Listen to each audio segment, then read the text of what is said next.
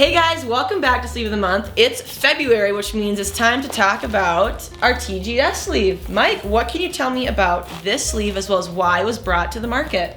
Well, this is our TGS, so Teflon coated fiberglass. So that means that, again, a base material of fiberglass, so it can handle the high temps, and then the coating on the outside can handle the high temps as well. And then what we do, like our other sleeves, we sew on our hook and loop and offer it in the roll goods. Okay, and so one thing I'm noticing with this sleeve, there seems to be two different sides.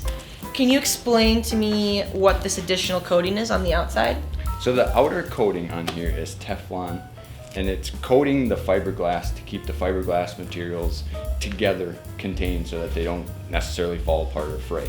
But again, the outer material, which is the slippery side, can handle some abrasion, okay. So it can protect the fiberglass. It gives it the flexibility as well, and it works great for outside applications to protect against salt water, sparks, spatter, molten. So a lot of hot applications, chemicals, that sort of thing. It's very resistant to those environments. That is correct, yes. And so what kind of environments would you see like custom applications for this sleeve?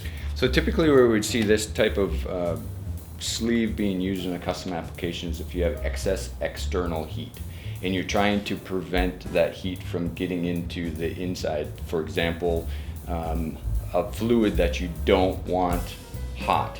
For example, on an engine bay or something like that, that's running right past like a muffler or a catalytic converter or something like that. So we can actually lay in or sew in other materials to give you more distance between the hot and the cold, or you can stack up some materials to make that happen as well.